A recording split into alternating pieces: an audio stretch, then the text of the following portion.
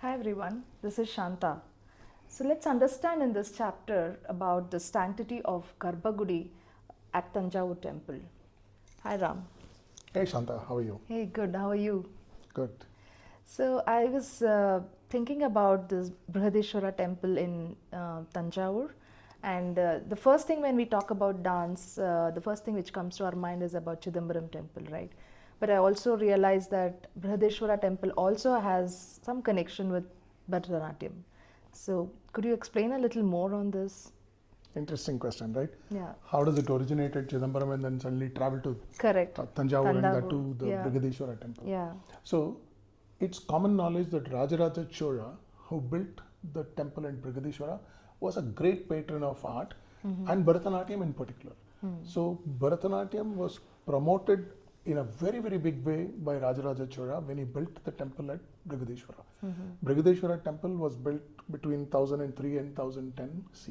Okay. So that's one of the parts of it, and we can dwell into the concepts of Bharatanatyam as we go forward into this part. Okay. So there is a lot of relationship between the Vimana, the Gopuram, as you walk through the temple premises. And interestingly, this is the only temple which has got one way in, one way out.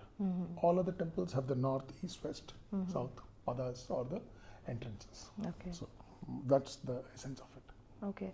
So I heard you talking about Vimana. You mentioned the word Vimana. Could you explain what exactly is it? I'm just curious to know about it. See, as we enter any South Indian temple, Vimana is the first point where we enter as we go into the Garbha. So it's primarily for reaching the inner sanctum in all the South Indian temples. You will find, and this is particularly true even in Odisha, where you basically have the Puri Jagannath. So it's shaped like a pyramid, Pyramid, yeah. with multiple steps, what they call as the thalas. And in each layer, you will find a lot of sculptures. These are made up of very, very intricate designs to give it the way, the look of sanctity towards the inner sanctum, towards divinity is basically being talked about. Wow. So that's the Vimana part. That's very interesting. So I was always thinking that it is only the architectural significance, but I see there's a deep symbolic meaning for that, right? So the Vimana has a very, very close connect, and in fact, it goes back to a very, very long tradition of being blessed when you go to a temple, and it starts right from the time when you enter the Vimana. That's a particular way it goes.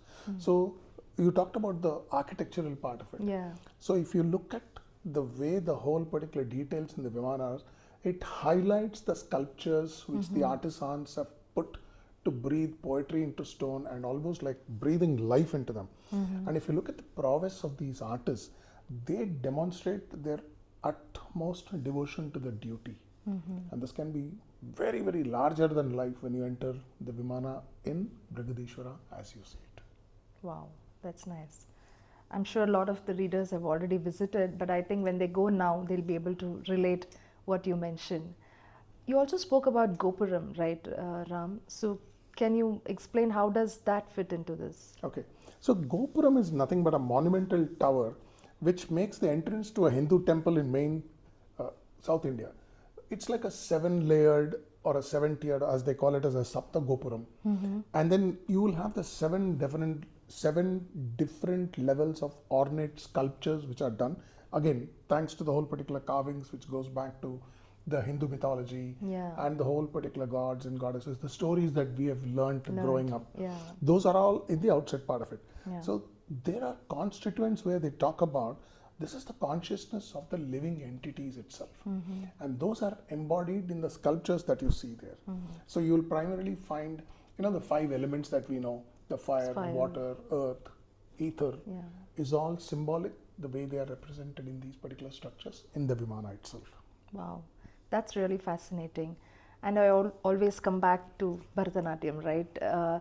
So now that we learned about this architectural significance, how are these elements related to Bharatanatyam? Oh, this is a fantastic question. And I'm happy that you're basically grounding it to Bharatanatyam. But coming back into it, there's a very dear friend of ours called Dr. Bindu Shankar. She had done a dissertation from the Ohio State University in 2004, and her topic was the dance imagery of South Indian temples.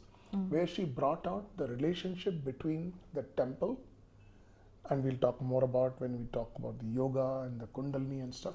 She has identified and said that these temples had much more to offer beyond just the architecture of the structures. So she actually did about 5 different temples, and Brihadeeswara was one of the primary ones that we talk about it, and we'll speak more on that. Okay. So you spoke about Karanas, right? So the placement of these Karanas in temples, like the famous temples what you're talking about, is very symbolic, right?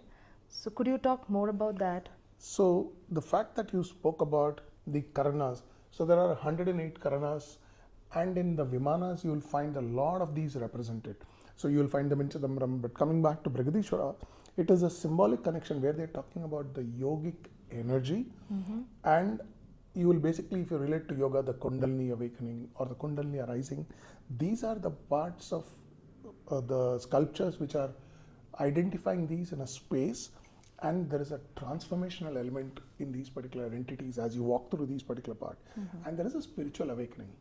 So the spiritual awakening combined with the yogic parts of it and the sculpture is very, very close, and this is who better to explain it than Rajaraja Chola for Chidambaram, for the Brihadeshwara Temple. Yeah. So it's like the temple itself becomes a living representation of the divine dance, right? So when the prana pratishtanam, or breathing life, or actually it's prana, there is no equivalent of prana in English, life, it's a life force.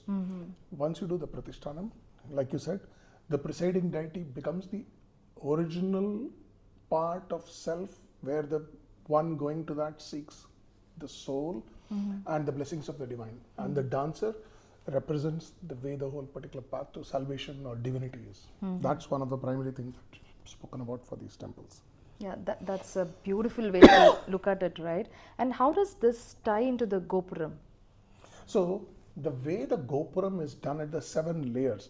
So if you look at the Sapta Padas that we spoke about, so from the yogic parts, whether it's Patanjali's Yoga Sutras or any of the Yoga Sutras, there are about 7 different chakras that we talk about in our system, and right from the Muladhara chakra, which is the root chakra, right up to the Sahasrara, which is just about here.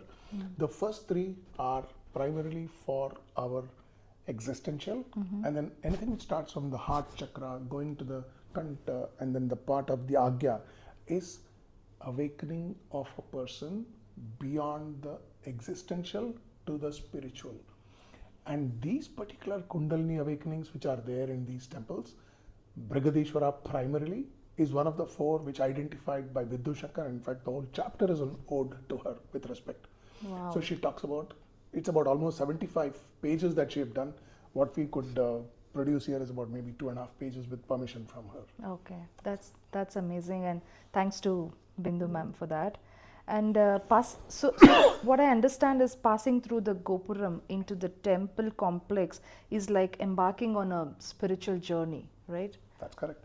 So the way the whole particular part is, it's so deep rooted in the culture that this is something that you would possibly wondering, spirituality, the whole part of how does it go from a divinity perspective. So the temple architecture and Bharatanatyam are so deeply intertwined, and that too in a place like Brihadeeswara. 81 of the 108 Karanas are actually carved in the inner sanctum of the temple. So there is a lot of divinity to it, and they have basically immortalized these Karanas from a Bharatanatyam to the spirituality. So it's like dance, divinity, and moksha. Wow. That's where the whole particular generation is. That's amazing. And it's incredible how these architectural elements and dance forms are so deeply intertwined, right? I cannot tell you enough. The beauty of Bharatanatyam itself and our temple cultures, our temple architectures, if you can imagine the sculptor trying to focus his energies and attention to just breathe life into that particular statue, it's almost like they're talking to you through the postures. And they're just at a very philosophical plane. This is a part of our culture. Yeah. I must really thank you, Ram, for enlightening me about this, and this really enriches my understanding of Bharatanatyam and its deep roots in our culture and spirituality. I tell you, this is thanks to what Dr. Bindu Shankar has done, Yeah. and I could just codify some part of it in there. Yeah. So readers, if you're really curious to know more about this, please do read chapter 9 about and understand a little more on Brihadeshwara Temple and the significance of it and how it's related to Bharatanatyam. Thanks, Ram, for it. Thank you so much. I think you'll find more in the chapter. Yeah, thank you.